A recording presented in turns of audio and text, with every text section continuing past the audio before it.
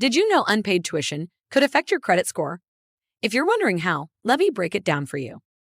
First off, unpaid tuition doesn't always directly hit your credit, but under certain circumstances, it definitely can. Let's take a closer look. Number 1, private loans for tuition. If you use a private student loan to cover tuition and missed payments, lenders can report this delinquency to credit bureaus. And yes, that can hurt your score. Number 2, collections for unpaid bills.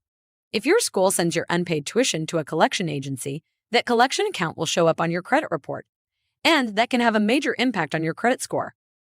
Number 3, institution policies. Schools themselves don't usually report to credit bureaus. However, they might withhold your transcripts or take legal action, which could eventually lead to your debt showing up on your credit report. And finally, federal student loans. If unpaid tuition is tied to federal loans, it's your missed loan payments, not the tuition itself, that can damage your credit, but only if you default. So, how can you avoid these credit pitfalls? Simple. Set up a payment plan with your school or tackle overdue balances before they're sent to collections. Proactive steps like these can save your credit score. If you found this helpful, be sure to like and subscribe for more credit tips. Thanks for watching.